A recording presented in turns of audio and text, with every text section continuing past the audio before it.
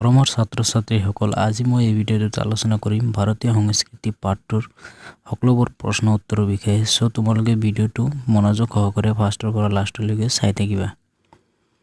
আৰু ইয়াৰ পিডিএফটো যদি তোমালোকে ডাউনলোড কৰিব বিচাৰে, ভিডিঅ'ৰ তলত এটা লিংক পাবা, সেই লিংকটোৰ পৰা ইয়াৰ পিডিএফটো তোমালোকে ডাউনলোড কৰি ল'বা। মই শৰ্ট কুৱেশ্যন কেইটা মই এবাৰ পঢ়ি তোমালোকক শুনাই দিম, আৰু পড কুৱেশ্যন কেইটা তোমালোকে ভিডিঅ'ৰ ডেছক্ৰিপশ্যনত লিংক পাবা, সেই লিংকটোৰ পৰা ডাউনলোড কৰি ল'বা। প্ৰথমতে আছে 1 নম্বৰত, ভাৰতীয় সংস্কৃতিৰ প্ৰাণ কি? উত্তৰত লিখিবা, ভাৰতীয় সংস্কৃতিৰ প্ৰাণ হ'ল ক্ৰমবৰ্ধমান শক্তি বা জীৱন্ত শক্তি। আৰু 2 নম্বৰ প্ৰশ্নটো হৈছে, ফৰম বলগা টু গংগা কাৰ ৰচনা? ফৰম বলগা টু গংগা পণ্ডিত ৰাহুল সংস্কৃতায়নৰ ৰচনা। 3 নম্বৰটো আছে, সৰ্বপল্লী ৰাধাকৃষ্ণ কলীয়া দমনৰ কি আখ্যা দিছে? উত্তৰত লিখিবা তোমালোকে, সৰ্বপল্লী ৰাধাকৃষ্ণ কলীয়া দমনৰ আৰ্যই অনাৰ্যক সংস্কৃত কৰাৰ প্ৰতীক ধৰ্মী নৃত্য বুলি আখ্যা দিছে। 4 নম্বৰটো হৈছে, কোনটো যুগক ভাৰতীয় সংস্কৃতিৰ বিস্তাৰ যুগ বুলি বুলিব পাৰি?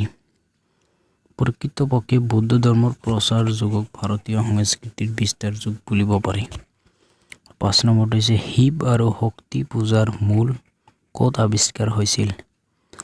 উত্তৰত লিখিবা, প্ৰত্নতাত্ত্বিক পণ্ডিতসকলে শিৱ আৰু শক্তিমূলক মহেঞ্জোদাৰোৰ সংস্কৃতিৰ পৰা আৱিষ্কাৰ কৰিছিল। 2 নম্বৰটো হ'ব, ইয়াতে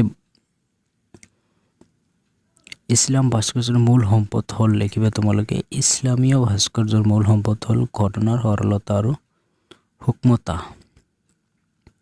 7 নম্বৰটো হৈছে, অজন্তাৰ ছবিবোৰত প্ৰকাশ পোৱা ভাবিবস্তু দুটা কি কি? অজন্তাৰ ছবিবোৰত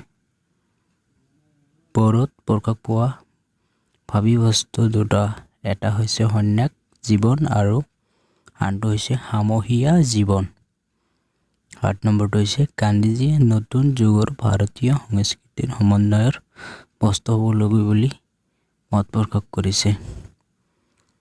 উত্তৰ লিখিবা, গান্ধীজীয়ে নতুন যুগৰ ভাৰতীয় সংস্কৃতিৰ সমন্বয়ৰ বস্তু হ'ব লাগে বুলি মত প্ৰকাশ কৰিছে। 9 নম্বৰটো হৈছে, সুকুমাৰ কলাৰ ভিতৰত চি শিল্পক বেছি স্থায়ী বলা হৈছে? সুকুমাৰ কলাৰ ভিতৰত চি শিল্পীক বেছি স্থায়ী বলা হৈছে।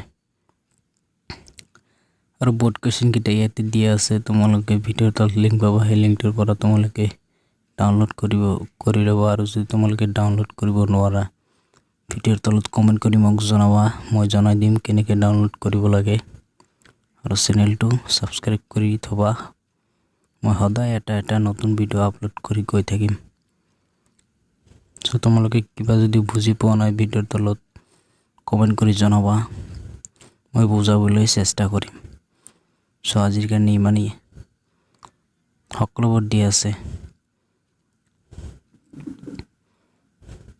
আজিৰ কাৰণে ইমানে, ভিডিঅ'টো ভাল পালে